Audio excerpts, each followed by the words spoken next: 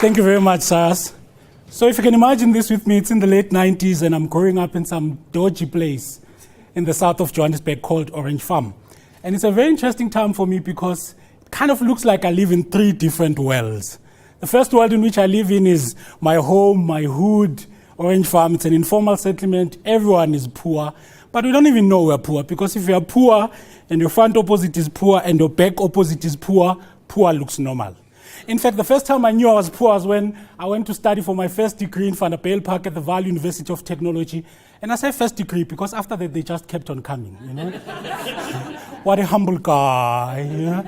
So when I come there, some guy says to me, you know what, Siphiwe, for your background, you've done very well. And I'm looking at myself, what background is this guy talking about?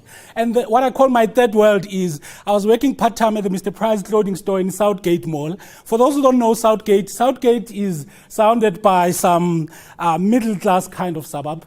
In fact, I call them middle class now. At that time, I used to say it was an area for rich people. I remember I used to say, yo. These rich people, wow, yo. Now I know, shame, they're just middle class. Shame. And how I know that they're middle class is I'm part of that middle class now, you know. I've made it in life, I've made it, thank you very much. And how I know I've made it is that about 6 months ago, I had a break-in in my house. After that, I knew I've made it. Because in South Africa, until you have a break-in, you are still up and coming, comrade.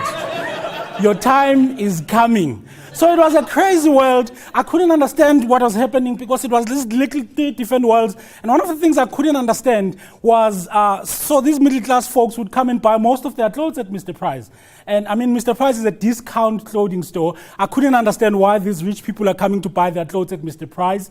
Because in Orange Farm, where I come from, you just don't buy clothes at Mr. Price. So I was wondering why these people are coming to buy most of their clothes, including the famous RT jeans. How many of you know RT? How many of you are wearing RT today? If you are white. We just don't do that stuff anymore. So wondering why are these people doing that? Because we just don't do that. But what it did for me, it sparked an interest in human behavior.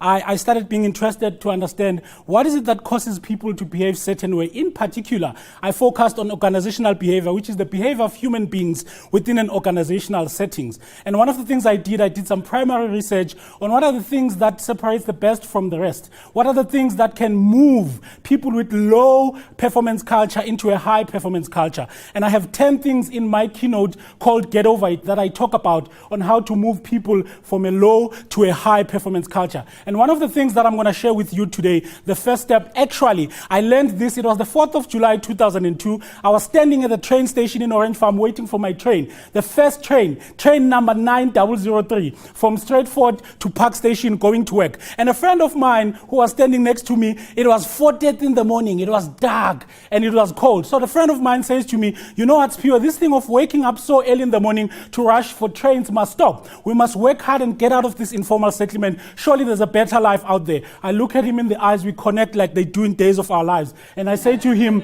my friend, I agree, Amandla, we must work hard and get out of this place. That was the 4th of July 2002. And I went to Orange Farm a few months ago, and my friend is still traveling in the same train, 9003 from Stratford Station to Park Station. And I ask him, my friend, what happened to our dreams? And my friend gives me this philosophical answer. He says to me, you know what, Siphiwe? It's the system.